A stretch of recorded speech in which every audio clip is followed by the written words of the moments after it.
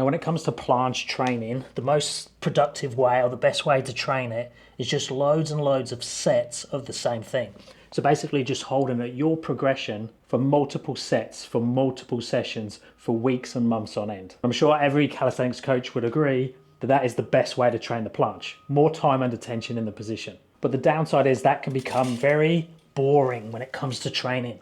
So today I'm going to take you a few different ways you can mix up your planche training and make it more interesting and fun. Now let's start off with the surfaces. So I can have flat hands on a floor like this. So I've got my hands externally rotated, they're turned out to the side.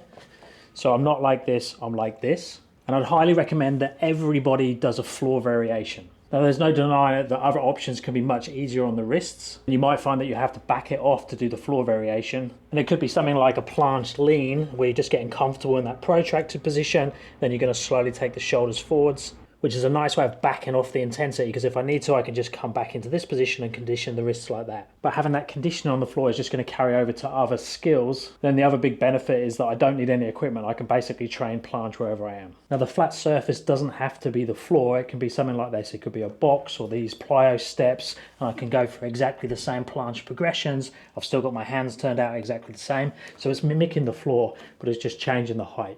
And that can just make it a bit more interesting, playing around with different heights, but it also opens up to other exercises that we'll go through in a bit. And then we have probably the most common way of training the planche is the P-bars. Now the P-bars are really cool because they're much easier on the wrists, because I can maintain a neutral position and there's no squishing. So when I come this way, I'm squishing the wrist and it can feel like you're jamming up in here. But when I'm in this position on the P-bars, I can continually go forwards and there's nothing stopping me, or there's not as much restriction.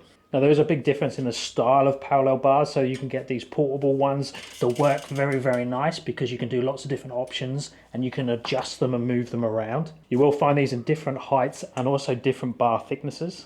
Now if you use the P-bars at a calisthenics park or even like a gymnastics facility, the bars will be fixed to a point and you often find they're a little bit too wide and very fat. Still good fun to play with, but you might not be able to do your same progressions as you do on the portable skinnier ones. The other option is a very low parallel bars or parallettes. Exactly the same, we can move these around, which is very useful. So I can turn them out into slight external rotation so they look more like that. I find that I can get my best planche holds on P-bars. And they're also very cool to train handstand to planche variations that again we'll go through soon.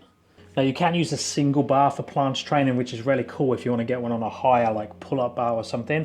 I've never really trained it, but basically there's two options. You can go pronated grip or supinated grip. I prefer the supinated grip to find the position, but it's really tricky in terms of balance. So you'd have to play around with that quite a bit to get used to it, but it's definitely fun and looks really cool if you can do it on a high bar. And then if you're a little bit more progressed, you can take your planche onto the rings. It's something else that I haven't really trained that much. And as you can see, it's much harder. So I definitely won't be holding a conversation while I show you that one. We could also mix up our planche training by just changing the time under tension per repetition or per set.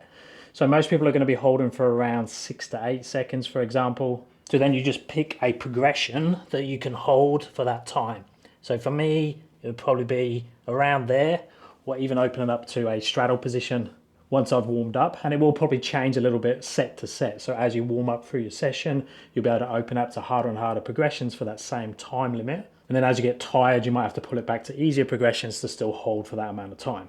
But then to add some variation, to keep it fresh or just to shock the body, you could just change that time quite dramatically. So you could go into easier progressions. So I could hold this for 20, 30 seconds. Now if I'm doing longer holds in the position, it just means I do less sets. So I might do 20 to 30 seconds for 3 sets.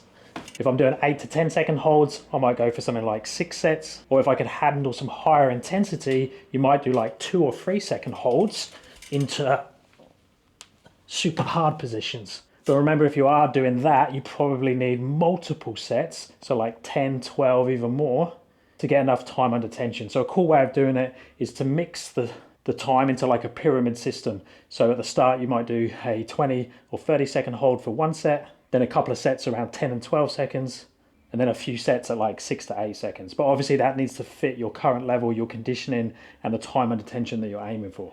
But it's definitely a fun way of mixing it up and testing different progressions you wouldn't normally do.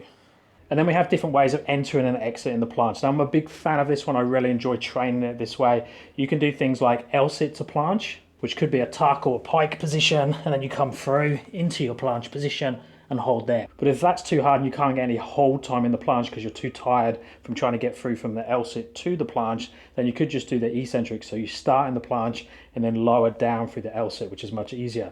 So I could step into the planche, which is also another cool way of playing with it.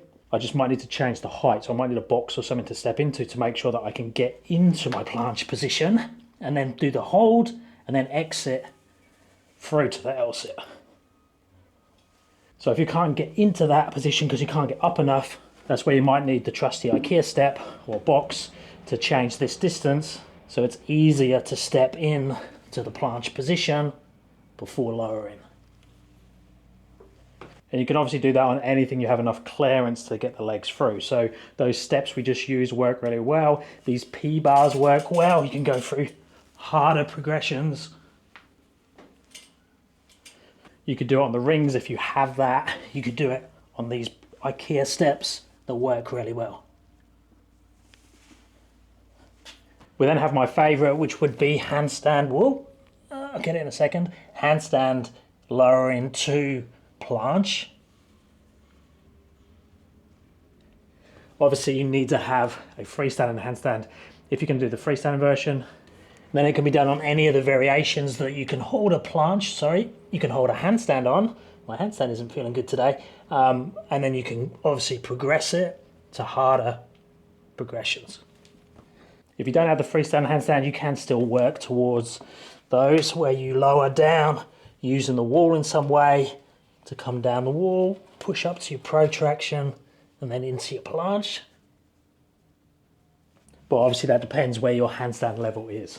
So there's a few variations to play with. Just remember though, with the planche training, it is the consistency, it is the time under tension, it is the multiple sessions, multiple reps for weeks, for months, for years. If you want to go to some hard progressions, that's going to give you the results. So don't get too carried away with going away from the planche training. Make sure you're still getting that time under tension, but use some of these methods to mix it up and keep it fun. If you have any requests or feedback on the YouTube channel, on my app, on my coaching services, please let me know. I'm always trying to give a better service across all my coaching services. It doesn't matter whether it's the free content or the paid content. I'm always constantly trying to improve. So feedback is awesome. Drop me a message or comment down below. If you are interested in coaching, check out my website, www.paultwyman.com.au, and you can find details about my online coaching and my app. Enjoy your training, and I'll speak to you in the next one.